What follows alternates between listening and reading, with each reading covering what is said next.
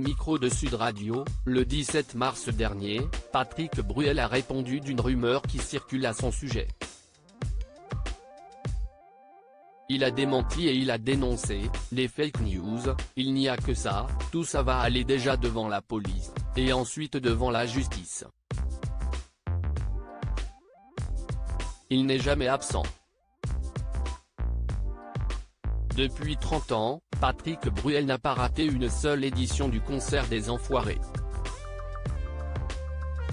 Il n'arrive pas à me virer, a-t-il plaisanté dans une interview accordée à Télé Loisirs. Et d'ajouter plus sérieusement, depuis que j'ai commencé, je n'ai raté aucune édition mais je n'ai raté aucun concert, surtout. Je ne dis pas que je viens assidûment avant aux répétitions, mais au moins j'essaye de faire toutes les représentations. Une implication totale qui fait de lui le plus fidèle de la bande des Enfoirés et l'un des plus impliqués auprès des restos. Et le plus autoritaire ? Selon une rumeur, Patrick Bruel aurait imposé une règle stricte aux bénéficiaires des restos. Rumeur qu'il démentit. Info ou intox ? A demandé Céline Alonso à Patrick Bruel, dans l'émission La Culture dans tous ses états, sur Sud Radio, ce vendredi 17 mars. Patrick Bruel, c'est une fake news totale. Et d'expliquer, actuellement, il y a une rumeur qui buzz sur vous sur les réseaux sociaux, vous auriez demandé à ce que les distributions des Restos du Cœur soient réservées à ceux qui ont un schéma vaccinal complet de 4 doses.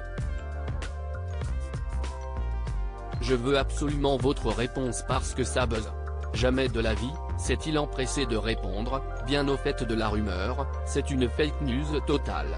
J'ai bien vu les images fabriquées comme si BFM TV avait fait un bandeau, même les gens de la chaîne étaient outrés et je le suis aussi évidemment.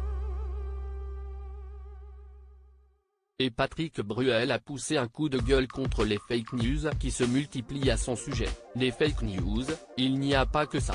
Il y a aussi des salopards qui se planquent derrière des faux comptes pour essayer de soutirer de l'argent en mon nom, il y a une arnaque même qui est en train de se faire, attention, sur le domaine de Léos, domaine viticole qui lui appartient.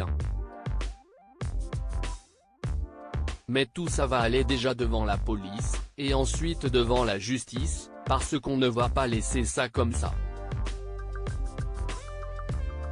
C'est lamentable. Patrick Bruel n'a clairement pas l'intention de se laisser faire.